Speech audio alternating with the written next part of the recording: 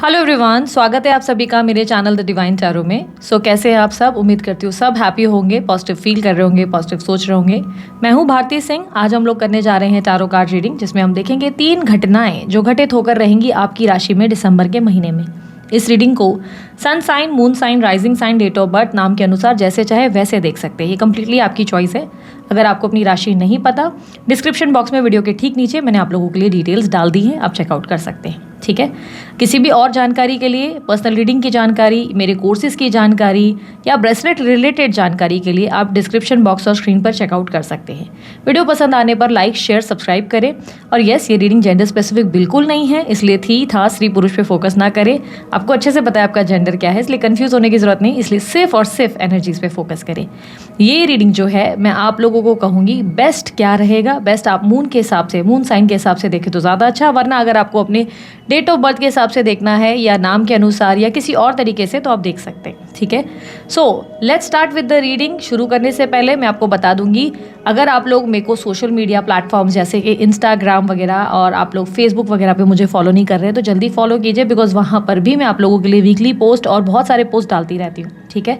Let's start with the reading. जल्दी हम देखते हैं वो कौन सी 3 घटनाएं हैं जो घटित होने वाली हैं आप लोगों के लिए इस महीने। कर्क राशि वालों के लिए कौन सी 3 घटनाएं हैं जो घटित होकर ही रहेंगी दिसंबर के मंथ में। Let's check. Universe please guide.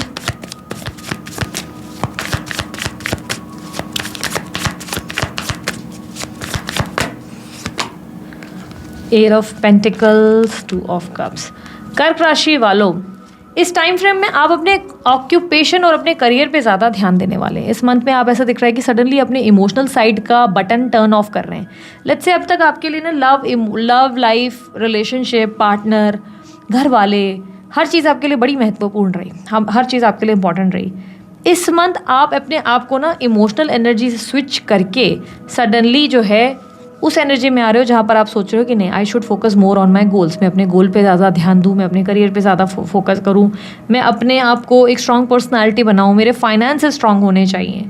जहाँ पर आप अपने सेविंग्स पे, अपने निवेशों पे ज़्यादा फोकस करेंगे कि मुझे निवेश करने हैं और बेटर लाइफ चाहिए और बेटर ज़िंदगी को मेरे को अचीव करना है। I should like do this and that. ये तब वो थॉट्स बहुत सारे आपके अंदर रहेंगे कि ये थॉट्स मतलब इस चीज़ को मेरे को ऐसे अचीव करना है, उस चीज़ को मेरे को ऐसे।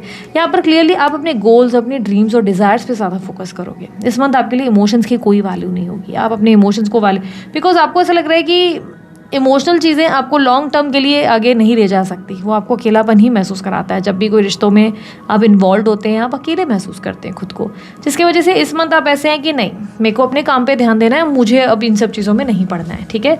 सेकेंड इवेंट है आप लोगों के लिए हैंगमैन की एनर्जी विथ 4 ऑफ स्वॉर्ड्स। किसी चीज़ को लेकर अभी तक आप बहुत रो हो रहे थे, बहुत परेशान थे, आप हर्ट थे बहुत ज़्यादा। शायद आपकी हेल्थ बार बार ख़राब हो रही थी, सेहत ख़राब हो रही थी, ठीक से सो नहीं रहे थे, या स्ट्रेस लिया था, डिप्रेशन या एंजाइटी से आप गुजर रहे थे। पिछले कुछ टाइम से चीज़ें आपके फेवर में नहीं रही, बहुत इमोशनल ट्रॉमा से आप गुजरे हैं, ऐसा दिखाई दे रहा है।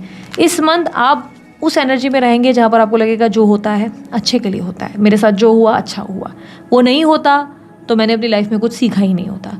आप अपने लेसन्स को समझेंगे, आप एक ऐसी लर्निंग एनर्जी में आ जाएंगे जहाँ पर आप बोलेंगे नहीं, मेरे साथ जो हुआ वो बेटर हुआ। शायद मैंने इससे पहले शायद लोगों की रियलिटी मुझे समझ ही नहीं आती, शायद मुझे लोगों का सत्य कभी आता ही नहीं और मैं हमेशा एक भोला बंदा या भोली बंदी बंदी रहती। तो वो एक एनर्जी से स्विच करोगे। प्लस हेल्थ इश्यूज़ चल रहे थे तो इस मंथ उस हेल्थ से हील करते हुए नज़र आओगे।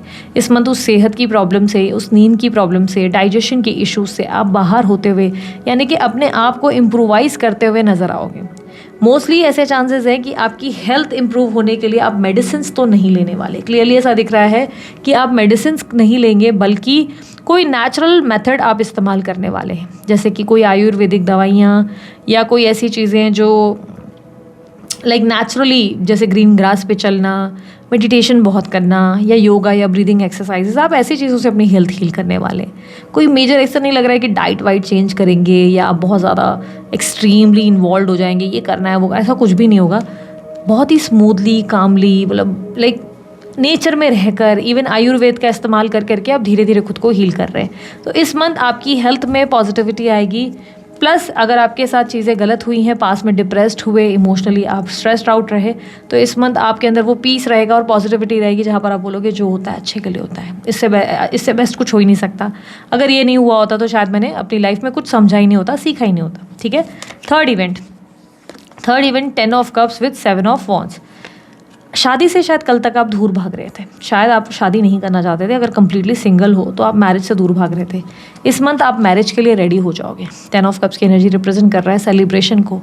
आप शादी से जितना दूर भाग रहे थे, इस मंथ आप हाँ बोल दोगे कि चलो लेट्स गेट मैरिड, ठीक है। जितना आप अपने आप को बचा रहे थे, वहीं ऐसा भी दिख रहा है कि कल तक आप खुद को प्रोटेक्ट कर रहे थे कि आप कोई भी फैसला प्रैक्टिकल नहीं ले रहे थे। आप मतलब ऐसा होता नहीं कि मुझे दिल किसी को नहीं देना है, या मुझे भरोसा किसी पे नहीं करना है, या मुझे एक होता ना कि कुछ एक्टिविटीज़ से आप दूर भाग रहे थे। इमोशनल फैसले ज़्यादा ले रहे थे कि नहीं ये इंसान क्या सोचेगा, दुनिया क्या बोलेगी, सोसाइटी क्या बोलेगी, ये सब थॉट्स में ज़्यादा था।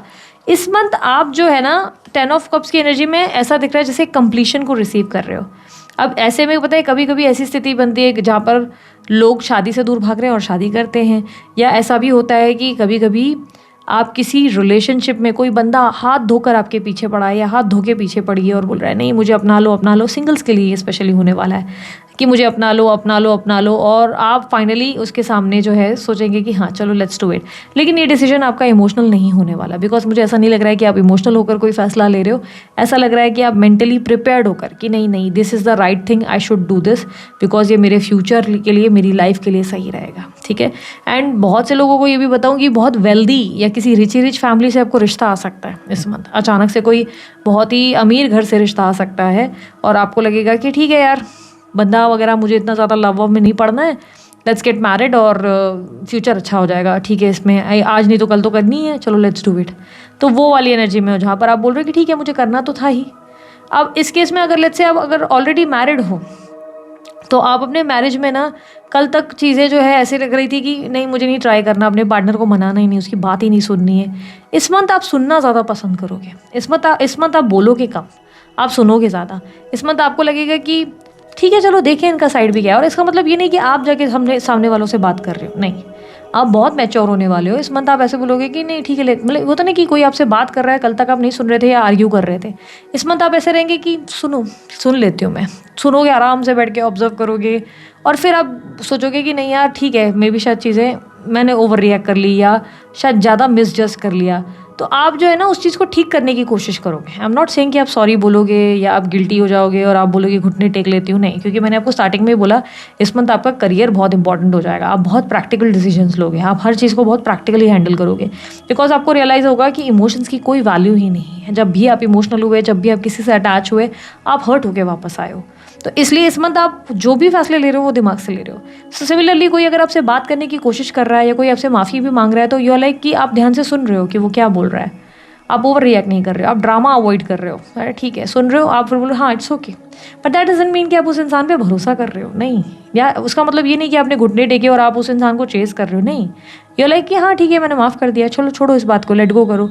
जो इंसान अभी बात कर रहा है तो आप ज़्यादा बात नहीं कर रहे हो, कम बात कर रहे हो और अपने में भी रह रहे हो, अच्छे से भी लाइक निभा कर चल रहे हो। आपको लग रहा है कि ठीक है यार दुनिया में सब ऐसे ही हैं, निभा कर चलते हैं, ठीक है।